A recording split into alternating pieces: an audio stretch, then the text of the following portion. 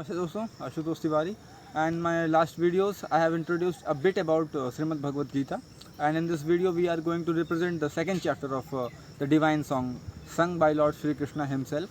And before going into it, just get ready for becoming a real life yogi and a real life uh, personality who is going to face any kind of problem in his life with the help of this particular philosophy. Before going into it, we have to understand a few very basic things. The law of karma is fully explained in this second chapter. The chapter name is Sankhya Yoga, which has emphasis on performing an action without thinking about its result or without thinking about its consequences. And if we particularly follow the philosophy of Lord Sri Krishna himself, we can see it very clearly that karmani ev adhikaraste, you have got the right or you are absolutely free to perform the actions. Ma phalesu kadachan, your intentions should not be towards the karmas. Your intentions should not be about the consequences, about the results that are going to result from the actions that you are performing in day to day life.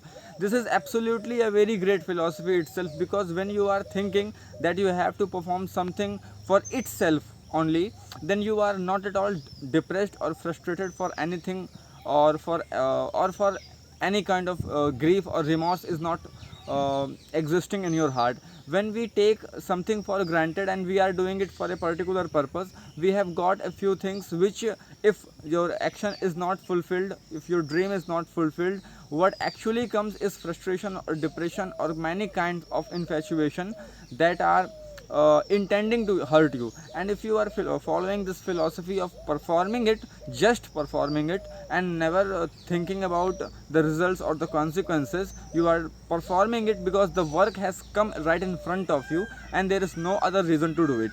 The first philosophy has to be understood very clearly, that you do not have to think about the results, just be present. Sometimes it happens when a person undertakes a work for doing or a dream for doing, so he does not live in the present, he lives more in the future.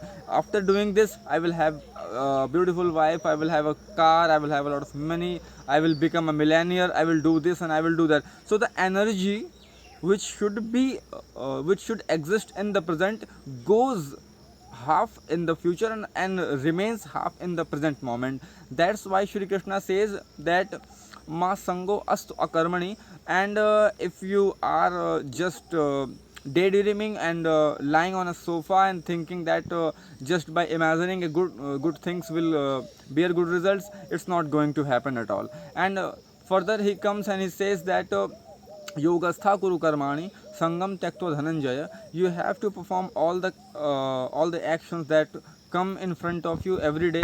It happens that now we are not able to do, or we are not able to perform the scriptural works that have been laid down by the smritis or the shruti shastras. But we have now here very common thing, that whatever is coming in front of us, we have to perform it just as the will of God, that he has sent it for us to do, and we have to do it without clinging, without any kind of entanglement for the future or the present moment. Jo whatsoever is coming, just do it, perform it with full energy, with full motivation. And it happens that many people who are not following such kind of philosophy, they are going to or they are frustrated and at the long run, and they are doing some kind of sadhana with some kind of fake guru, and our dharma is deputed, or our dharma is defamed at the end.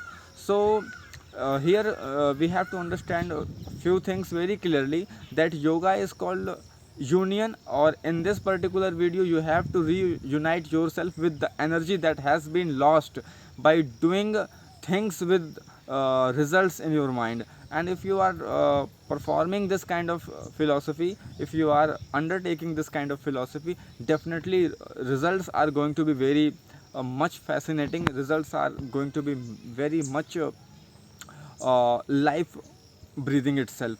So two things are to be considered very precisely and very clearly, that karma itself has to be done just because karma has come in front of you and you have to perform it. You cannot ignore it. Just a husband who has children and a wife, and he has to take care of them. This is called karma, and it has come in front of him. Now he cannot ignore the children, he cannot ignore the wife, but he does not have to think that these children will in the future serve me because I am their father. This wife will serve me when I am getting old. No, not at all. You have to perform it just because they are yours, and not at all thinking about the future that these people will come of any help. No, not at all. Not at all. You have to think about them. And yogastha kuru karmani, you have to state yourself, be stated in the union of yoga, and then perform all your actions. Siddh siddho samo bhutva samatvam yoga uchyate, becoming in the middle of the line, living the life in the middle. It is the siddhi of yoga. It is called a complete yoga, which is beyond any kind of philosophy. And a man who is living quite in the middle of any kind of philosophy is the man who is really living.